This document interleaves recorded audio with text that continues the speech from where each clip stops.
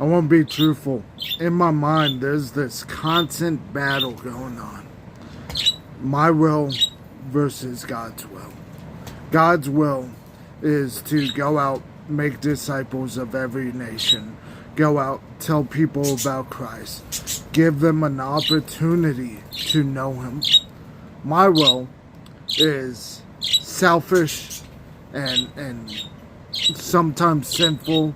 You know, a lot of it, me being a big guy who likes working out, a lot of it is just spending most of my time in the gym or at a restaurant eating. There's nothing inherently wrong with that, but my will doesn't match with God's will. Can I do God's will, you know, at the gym or at a restaurant? Yeah. But usually I won't because of my selfish ways. And so I need to pray daily that my will becomes God's will. Not that God's will becomes mine, but my will become God's will. Or God's will becomes, you know what I'm saying. That I will want to go and make disciples of every nation. That I will, even if I'm working out, even if I'm doing a bench press, if I see someone who is hurting and God opens that door, I go and tell them about Christ. We need to turn our will into God's will.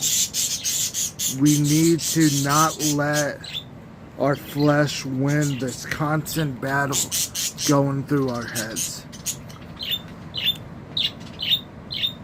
Because everyone should have the opportunity to live in harmony with God by accepting Jesus Christ as their Lord and Savior. We need to turn our will into God's will. We need to pray and devote ourselves to the teachings of Christ. Devote ourselves to God's will. Does that mean every single day, you know, you don't choose your will over God's will? No. But it gets easier.